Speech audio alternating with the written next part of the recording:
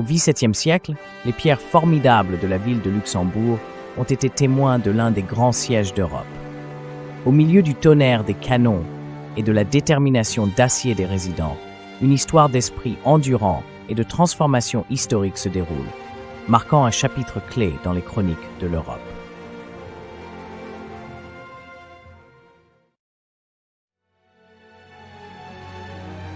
En l'an 1784, la ville de Luxembourg, avec ses fortifications imposantes, était sous la surveillance du duc de Lorraine. Stratégique et imposante, la ville se trouvait dans le viseur du roi de France Louis XIV, désireux de consolider son territoire. Le spectre menaçant de la guerre avait jeté une atmosphère tendue, alors que des soldats prenaient position et que les alliances étaient mises à l'épreuve.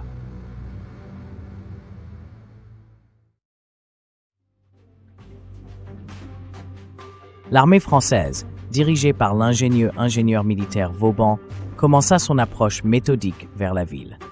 Avec un grand nombre d'hommes et une prouesse stratégique, ils positionnèrent leur artillerie pour percer les murs inébranlables de Luxembourg. Alors que la nuit tombait, l'air bourdonnait d'anticipation, les soldats prêts pour la grande confrontation.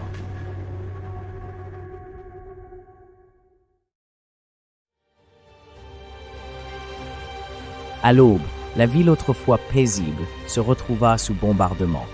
Les canons rugissaient et l'air vibrait des tirs de fusil alors que le siège de Luxembourg battait son plein. Les citoyens, à la fois abasourdis et horrifiés, regardaient leur ville devenir le théâtre d'un conflit épique, son sort ne tenant qu'à un fil.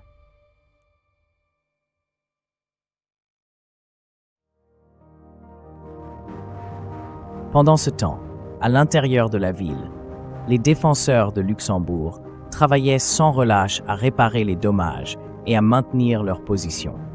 Les dirigeants, stoïques mais fatigués, rassemblaient les habitants pour gérer les provisions et le moral. Les prêtres offraient des prières, leurs chants résonnant à travers les cathédrales, comme pour invoquer une intervention divine pour résister au siège.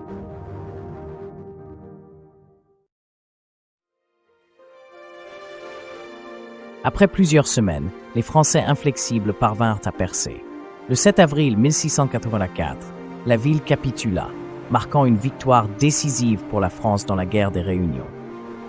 Bien que leurs esprits aient été meurtris, le peuple de Luxembourg émergea résilient, plantant les graines pour une future résistance et unité.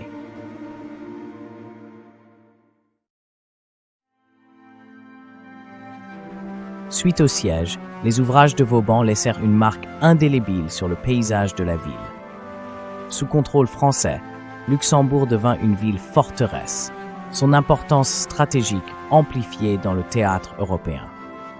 Pourtant, les échos du siège laissèrent des cicatrices et la volonté de récupérer leur autonomie couvait silencieusement dans le cœur de chaque Luxembourgeois.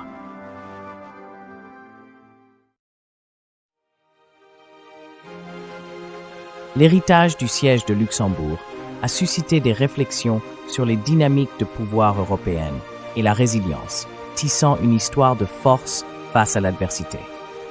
Alors que le Luxembourg entrait dans de futures époques, l'esprit d'identité nationale se renforça, devenant un récit intégral dans les annales de l'histoire de l'Europe.